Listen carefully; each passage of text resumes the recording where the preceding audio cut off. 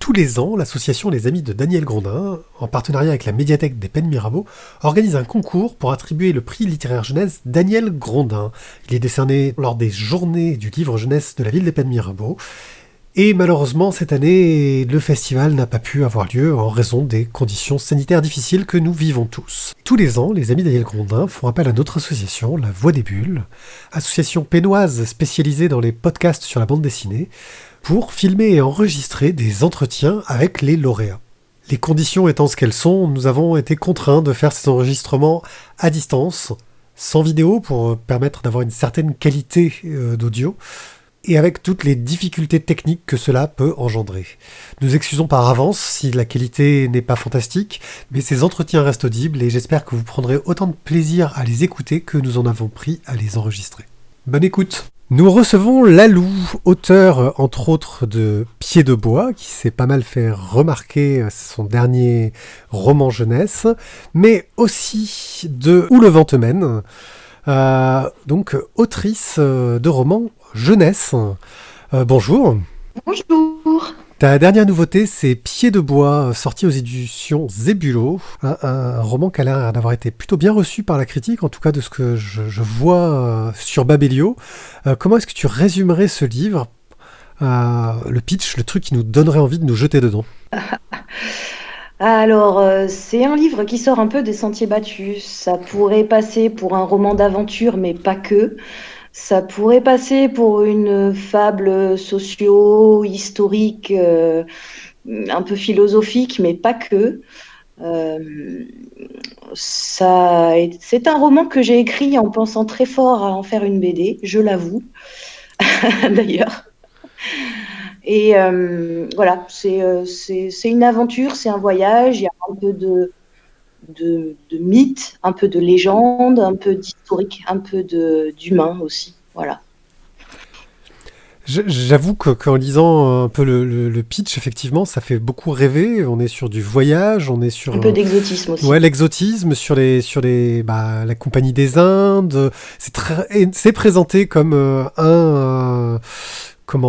une fable philosophique. En tout cas, je sais pas si c'est de l'éditeur qui le présente comme ça ou en tout cas, c'est présenté comme tel. Un livre dans l'univers des pirates, mais sans pirates, mais qui s'intéresse à tout le côté herboristerie, découverte de nouveaux mondes aussi, et un côté aussi écologique. C'est quelque chose qui était... Comment t'es venue cette idée d'imbriquer tout ça et de partir sur cette idée des îles, mais avec un biais qui n'est pas celui qu'on attend en fait? Alors, en fait, tout ça, ça se fait un peu à mon insu.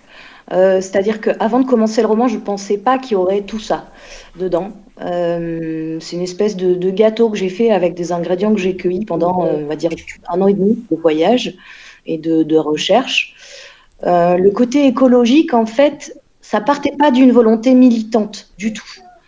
C'était juste une réflexion, en fait, sur notre positionnement individuel dans un système qui est global et qui nous dépasse, et comment nous, en tant qu'individus, on rentre là-dedans et on l'alimente.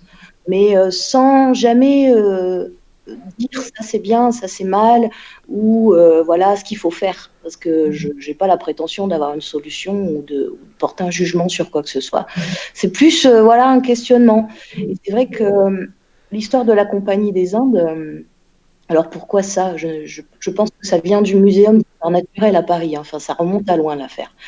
Mais ça se prêtait bien en fait à cette idée-là de créer des besoins, de créer des échanges commerciaux et de se retrouver pris dans un système en fait sans s'en rendre compte. Voilà, donc c'était porteur pour moi. Et puis l'histoire des îles, en fait, c'est aussi un voyage. Je me suis retrouvée sur une île au milieu de l'océan Indien qui s'appelle l'île Rodrigue et qui a été un peu ratiboisée en vrai, en fait. Sur cette île poussait le bois d'ébène et en moins d'une génération, ce bois a complètement disparu de l'île. Et ça m'a choquée et je suis partie de là. Voilà. Après, comme j'ai tendance à y mettre un peu toujours de l'imaginaire, un peu de la magie, un peu des choses drôles aussi, voilà, j'ai fait ma mixture, quoi. J'avais envie de criquet, j'ai mis des criquets. J'avais envie de pirates qui n'en sont pas et de pas pirates qui en sont. Alors j'en ai mis. Voilà. C'est justement cette idée de contre-pied, d'éliminer les pirates de l'histoire, ça n'a pas été un peu une difficulté. Est-ce qu'il y a des corsaires, par exemple, pour aller dans les choses qui ressemblent mais qui n'en sont pas? Est-ce que c'était justement parce que justement Compagnie des Indes, je sais qu'il y avait, il me semble, pas mal de corsaires qui travaillaient pour eux. Est-ce que ce genre de choses-là sont présentes quand même, ou tu as réussi à hop le contourner pour aller vraiment dans le récit? En fait, je voulais surtout pas tomber dans ce cliché.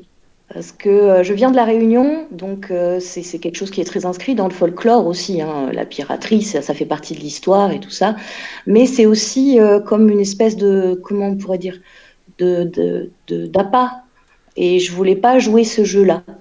Donc non, il n'y a pas de corsaires, il n'y a pas d'entourloupe, c'est des pirates, mais ça n'est pas comme ça. En fait, c'était plutôt la question, c'est quoi un pirate en fait? C'est quoi le code? C'est quoi qui fait qu'à un moment donné, on vire hors du cadre, on désobéit, on fait nos petits commerces, quoi. Ça va un petit peu plus loin que le costume, la jambe de bois ou l'épée, quoi. Voilà, donc non, il n'y a pas du tout de pirates ni de corsaires. Il y a des hommes qui se débrouillent comme ils peuvent pour s'en sortir dans la vie, quoi. Ton livre précédent, où le vent te mène, se passe plutôt du côté un peu plus frais, il me semble. C'est une histoire avec quelque chose de très polaire. C'est-à-dire que c'est le fait d'être réunionnaise. Tu t'es dit, on va mettre de l'exotisme, de l'aventure. On va partir dans un endroit où il fait froid. Je sais pas trop ce qui m'a pris. Je crois qu'en fait, ouais, je voulais aller exactement là où on m'attendait pas. Et c'est un peu le jeu que je joue quand j'écris. C'est-à-dire que si je vois arriver un cliché, c'est un peu comme une course de slalom, vous savez, au ski avec des piquets, là. Hop, il faut les contourner. Et le jeu, c'est d'éviter de tomber dans les sentiers là où on m'attend, quoi. Et ouais, où le vent te mène, en fait, ça part du grand froid. Donc, j'ai jamais mis les pieds dans le grand nord. J'ai jamais vu de température largement en dessous de zéro. Mais voilà, c'était ça pour moi le voyage, c'était ça l'exotisme et l'imagination du coup aussi, quoi. C'était créer quelque chose qui n'est pas autour de moi, quoi. Dans ton premier roman, tu avais, j'ai pu voir, j'ai pu lire que tu t'étais inspiré aussi de ta propre filiation, de ta fille, si je me trompe pas, Ouais. de ces jolis petits mots d'enfant. Est-ce que dans ce nouveau roman, elle t'a également servi à te donner des petites idées? Alors, pour Pied de bois, un peu moins. Un peu moins. C'est un roman peut-être un peu moins innocent aussi. Donc, je m'en sers moins. Mais elle m'inspire le troisième que je suis en train d'écrire très largement. Là, justement, ton premier livre est un album jeunesse. On arrive sur un roman peut-être un peu plus jeunesse, adolescent, avec Pied de bois. C'est quoi? C'est le suivi de ta fille, justement? Ou c'est parce que d'un coup, comment est-ce qu'on choisit la tranche d'âge pour laquelle on va écrire, en fait? Alors, le premier roman, c'est pas un album, hein, c'est un roman, le premier parce que bouquin. j'ai vu pas mal d'infos Ouais. sur les illustrations, c'est pour ça, je pensais que c'était un album. Ouais, Mhm. oui, mais en fait, les illustrations sont arrivées en même temps que j'écrivais. Mhm. Et mon éditeur, qui est un homme fantastique, une équipe fantastique, a trouvé que ça irait bien avec. Donc, il n'a pas vu de problème à ce que ça soit mis dedans. Donc, il y a des dessins, effectivement, c'est pas habituel. Mais le premier roman, je savais pas trop que j'écrivais un livre, en fait, au départ. Donc, j'avais pas vraiment de cible. C'est mon éditeur, qui est un éditeur jeunesse, voilà, qui a décidé de se mettre à faire du roman aussi. Au départ, il en faisait pas. Et c'est avec ce livre-là qu'il a commencé lui aussi. Donc, le premier roman, on va dire que ce sont nos tâtonnements aussi respectifs. Et donc, voilà, ça vise quand même un public de lecteurs jeunes, mais lecteurs de romans quand même. D'accord. Donc, J'avais mal compris vis-à-vis. Justement, c'est vrai que le fait que ouais, l'illustrateur soit bien mis en avant, souvent en général, c'est sur les romans, c'est rare. C'est plus le cas dans les albums. ouais, ouais. Mais j'en suis très contente qu'il y ait des dessins dedans quand même. Ouais. Dans le premier roman, c'était, si je ne me trompe pas, une de tes collègues est enseignante qui a fait les illustrations. Est-ce que tu as de nouveau fait appel à elle? Est-ce que tu avais le souhait, encore une fois, qu'il y ait des illustrations et de travailler avec elle sur ce deuxième roman? Non, parce qu'en fait, ça s'est fait vraiment de façon spontanée. Je lui ai rien demandé pour le premier roman. Je lui ai raconté l'histoire et sous mes yeux, elle s'est mise à dessiner. Et ces dessins ont donné la suite de l'histoire, en fait. Enfin, si vous lisez, vous verrez notamment la grand-mère sans dents, elle me l'a dessinée, et c'est quand j'ai vu son dessin que j'ai décidé de donner un rôle à cette grand-mère. Donc on l'a vraiment construite ensemble, cette histoire.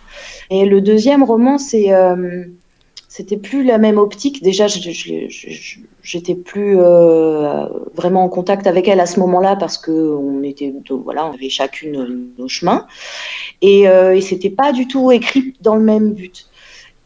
Je pense que, en fait, ce deuxième roman, je l'ai écrit de façon très visuelle. Je l'ai construit de façon très visuelle, un peu comme un scénario. Et avec cette énorme frustration de ne pas savoir écrire de scénario pour la BD. Encore une fois, c'est très drôle qu'on se croise là. Donc bon, voilà. Mais oui, le deuxième roman, je l'ai écrit avec l'idée dans ma tête. Enfin, je voyais ça vraiment comme une BD ou peut-être même comme un film d'animation. Et du coup, je pense que j'ai pas trouvé pertinent de mettre des illustrations, quelques illustrations comme dans le premier. Je pense que si un jour on le met en image, cette histoire, on en fera une adaptation pour une BD ou pour autre chose. Mais vraiment, voilà, de façon complète, quoi.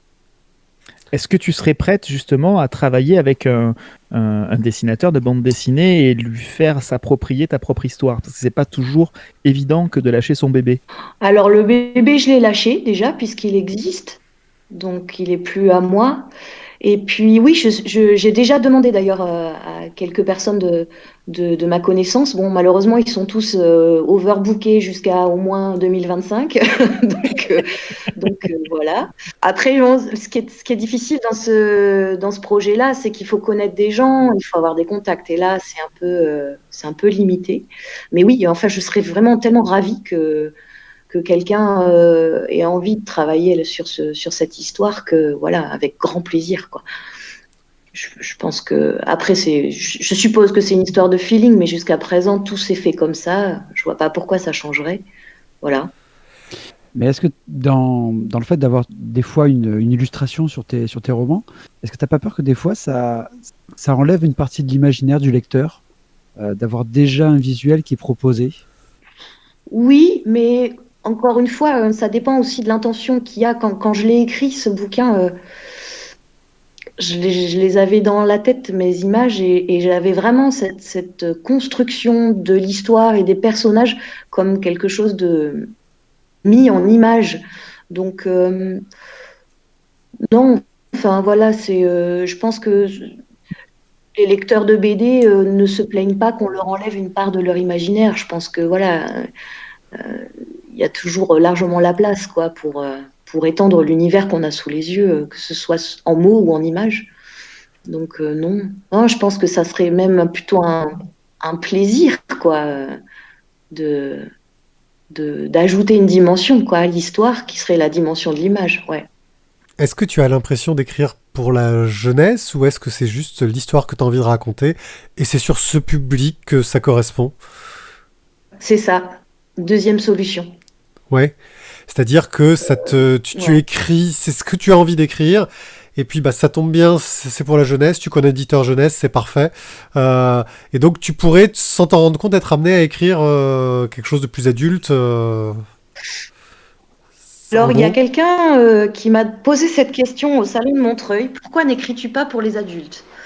Et je lui ai répondu, des termes un peu plus vulgaires, mais je lui ai répondu que c'est parce que j'avais pas le cran. Parce que je crois que j'ai un préjugé sur la littérature adulte, qui est que c'est un milieu peut-être un peu plus impitoyable et un peu plus cruel. Donc, j'ai peur d'y mettre les pieds. Après, je pense que j'écris pour des gens qui vont me lire. Et puis, la plupart des gens que j'ai rencontrés qui ont lu mon livre, bon, en dehors des ateliers, etc., mais il y a beaucoup d'adultes quand même, hein. J'ai beaucoup de lecteurs adultes. Il y a des niveaux de lecture et de compréhension de, de chaque roman qui sont différents. Donc là où un enfant ou un adolescent va avoir une aventure, un adulte, il va y voir aussi peut-être une réflexion un peu plus profonde. Donc c'est bien, ça ouvre aussi un dialogue entre le jeune et le moins jeune. Ça, c'est chouette. Mais ouais, non, j'écris des histoires que j'ai envie de raconter. Et c'est vrai que la littérature adulte, la littérature jeunesse, je m'en rends compte, offre aussi une plus vaste possibilité. Les possibles sont plus nombreux. Les cahiers des charges sont peut-être plus ouverts, je sais pas. Ou alors j'ai eu de la chance de tomber sur un super éditeur. Mais j'ai l'impression qu'on est quand même plus libre de faire des choses différentes, créatives ou un peu marrantes, quoi, des projets marrants, des projets beaux. Voilà. Justement, tu parles de ton lien avec l'éditeur. Tu l'as dit tout à l'heure qu'il y a un super éditeur. Dans vos échanges, Ouais. est-ce qu'il t'a demandé, dans ses retours, de faire certaines modifications, ne serait-ce qu'en termes de choix de vocabulaire? Je sais que ça, par rapport à ton premier roman, tu en avais déjà parlé, que tu n'avais pas envie de trop édulcorer le vocabulaire choisi pour tirer quand même vers le haut. Est-ce que justement là, dans une optique de parler de quelque chose d'un peu plus adulte, il a quand même fallu malgré tout faire aussi un petit peu attention ou pas? Là, sur le deuxième roman, non, pas là-dessus. Il m'a laissé carte blanche, en fait, quasiment. Après, c'est sur la relecture, sur la mise en forme, on s'est rendu compte qu'il y avait effectivement des longueurs, des passages peut-être un peu pas très utiles, voire un peu, comment dire, rébarbatifs. Donc, on a fait des coupes dans l'histoire. Et on a bien fait. Mais c'est vraiment un travail d'équipe. J'ai une expérience très heureuse et à mon avis pas banale avec cet éditeur. C'est qu'on construit le bouquin vraiment ensemble et non, je me suis jamais sentie obligée de faire quoi que ce soit et les remarques et ce qu'il m'a demandé de faire, en général, il n'y a pas grand-chose. Et puis, ça a toujours été pertinent, quoi, donc, et concerté. Donc, non, j'ai beaucoup de liberté. Je suppose que c'est pas tout le temps le cas, donc il va falloir que j'apprenne aussi à gérer les critiques et les commandes, mais jusqu'à présent, non. Les corrections qui m'ont été demandées, elles étaient pertinentes, donc je vois pas pourquoi ça m'aurait posé problème de le faire, quoi. On parle beaucoup de la situation des auteurs d'un point de vue statutaire et financier. Je m'avance peut-être un peu, mais c'est pas ton seul métier Ah, C'est une question piège, Pierrick. ouais, je Je sais. connais la réponse. Ah, tu triches. Tu connais la réponse. Non, Et il quelle prépare était ses interviews, lui. Actuellement, c'est mon seul métier officiel. Donc, je mange des pâtes quand je peux. Voilà. Après, j'aimerais vraiment ne faire que ça, mais pas forcément que écrire des romans. En fait, j'aimerais bien vivre de ma plume, quel que soit le projet qu'il y a derrière. Pendant un peu plus de 2 ans, j'ai travaillé pour la presse écrite. Ça m'a vraiment plu. Donc, c'est quelque chose que j'aimerais bien refaire. Voilà, après, pour l'instant, c'est tout ce que je fais, ça, et puis les ateliers, les animations, tout ce qu'il y a autour de mes livres. Donc, voilà, mais c'est pas simple. Donc tu nous as dit que en fait tu voulais faire de la bande dessinée. Donc moi j'ai l'impression en suivant la bande dessinée que malheureusement quand on se pose comme scénariste, on a intérêt à arriver avec un projet avec un dessinateur. Est-ce que tu as quand même, est-ce que tu as malgré tout tenté de démarcher des éditeurs en leur disant trouvez-moi un dessinateur parce que j'ai une super histoire? Non, parce que je me sens pas légitime à le faire.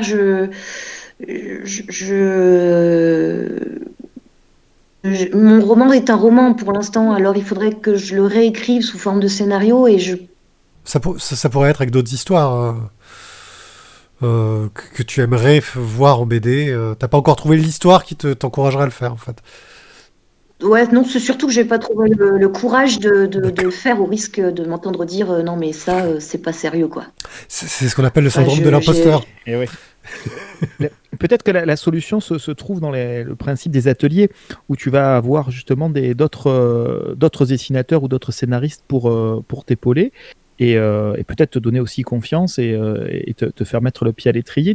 Est-ce que tu t'es renseigné sur cette possibilité-là?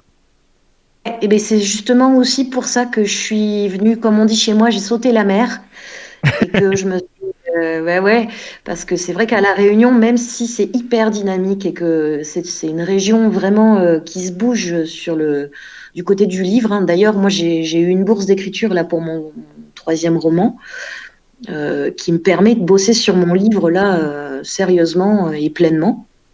C'est la région qui me l'a filé.